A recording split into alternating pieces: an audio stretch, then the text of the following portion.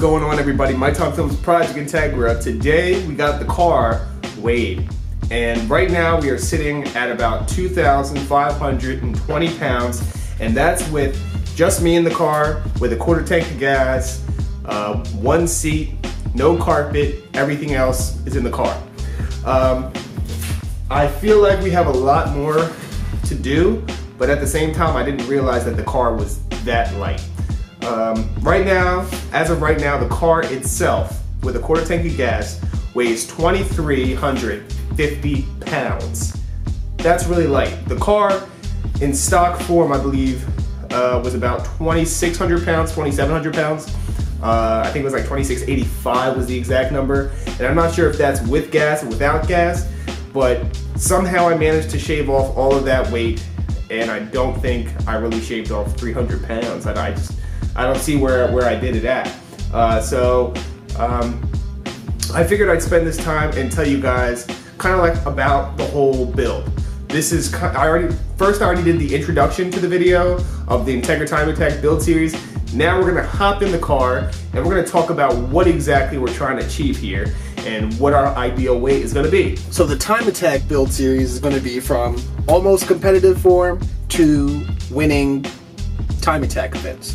And I'm not sure how long it's going to take to get there, but we're going to get there.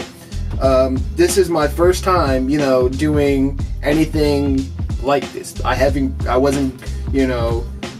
have any experience prior to my first track day back in 2016. This is going to be a huge learning curve, and I'm not sure how to go about it. And a lot of you guys say, do more seat time before you add power, and you're right. You are absolutely right. My car in its current form should be a lot quicker at New Jersey Motorsports Park, or NJMP, whatever you want to call it. I was watching my videos over and over and over and over and over, and eventually I was able to pick out parts and kind of match it with other people in Hondas or front-wheel drive cars and see what exactly I was doing wrong. And the amount of mistakes I made on that day is crazy, because when I was there, it felt like everything was right, everything was cool, everything was fine, but in reality, I wasn't going fast enough. And, maybe a part of that is because I don't have enough seat time.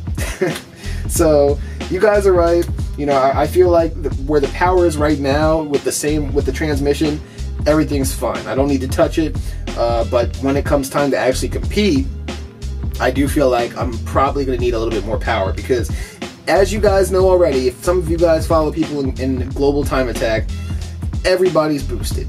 Everybody is boosted. And I don't understand that. I kind of wish there was a restriction or different classes, like an NA class and an FI class. I feel like that would balance out a lot more, and it would be a lot more competitive, and it wouldn't just be people with 800 horsepower front-wheel drive cars blowing around the track in under a minute.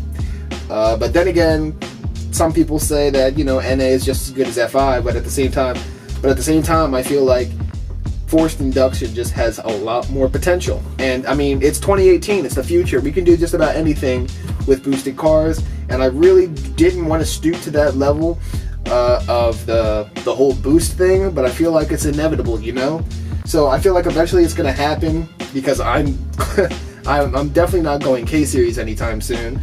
So yeah, I just got to do more seat time and figure out what exactly needs to be done.